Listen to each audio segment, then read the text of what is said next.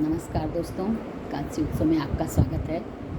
और आज तो फाल्गुन पूर्णिमा है।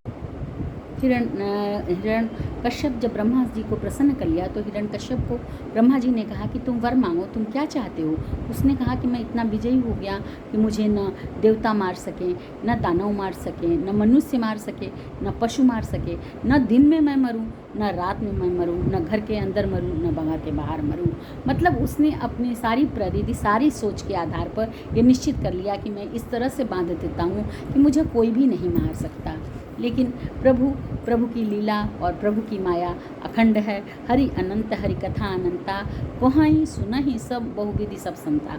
तो सभी संत लोग जानते हैं और हम लोग भी पढ़ते हैं, आप लोग भी जानते हैं कि प्रभु की महिमा निराली है। तो जब हिरण कश्यप लौट के आता है तो पता चलता है कि इंद्र ने आक्रमण करा।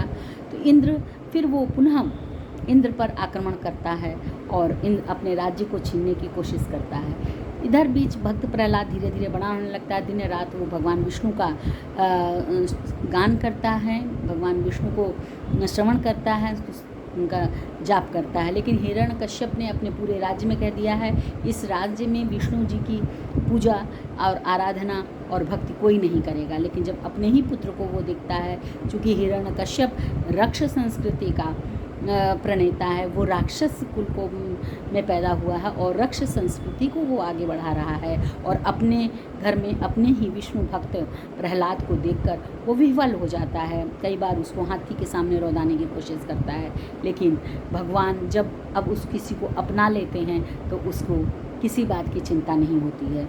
इसी क्रम में पूर्णिमा के दिन उसकी बहन, जिसको ये वरदान भगवान से प्राप्त है कि अगर वो अग्नि पर बैठ जाएगी तो वो नहीं जलेगी, अपने बहन से कहकर वो कहता है कि होलिका दहन आज तुम होलिका अपनी बहन से कि तुम भक्त प्रहलाद को लेकर अग्नि पर बैठ जाओ और तुम बची रहोगी और प्रहलाद जलकर भस्म हो जाएगा। मेरे राज्य में विष्णु का उपासक कोई नहीं होना चाहिए। फाल्गुन पूर्णिमा के दिन उसकी बहन अग्नि पर बैठ जाती है भक्त प्रहलाद को, और भक्त प्रहलाद आंख बंद करके नाम लेते रहते हैं, प्रभु नाम संकीर्तन करते रहते हैं और अंत में होलिका जल जाती है।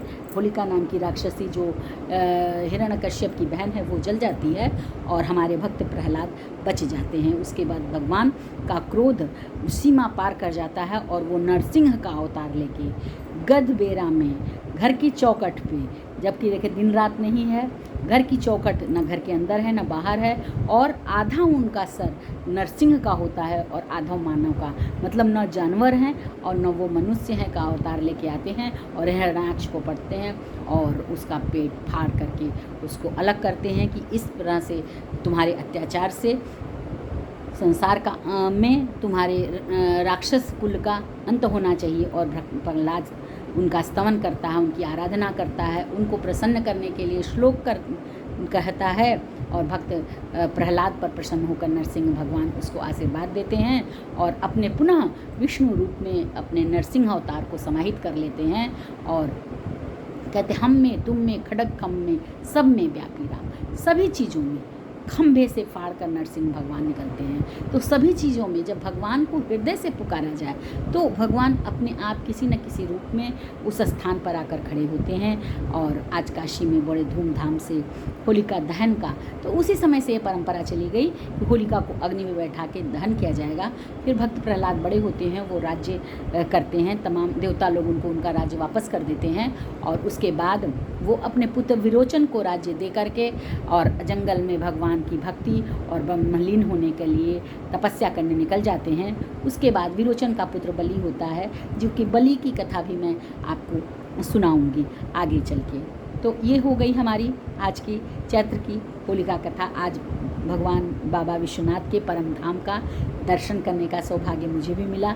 बहुत दिव्य दर्शन हुआ, भगवान को हमने स्पर्श किया, छुआ और भगवान का दर्शन, उनका पर्सन और गंगा का तीर, ऐसी सेने वाली काशी को कौन नहीं चाहेगा। काश्याम मरणा मुक्ति, जहाँ कहा जाता है कि काशी के मरने पर मुक्ति मिलती है और काशी में मरना भी मंगल होता है, ऐसी काशी में हमारे काशी उत्सव में आप सभी का स्वागत है। आइए आज के दिन और भी क्या क्या होते हैं किस किन महत्व चीज़ों का दान हमारी हिंदू परंपरा सनातन धर्म में माना जाता है, इन सब की मैं जानकारियाँ देती हूँ। अगर मेरी जानकारी में, व्यवस्था में या कहने में कोई त्रुटि होती हो तो मैं आपसे क्षमा मांगती हूँ, मुझे क्षमा कर दीजिएगा। हर हर महादेव।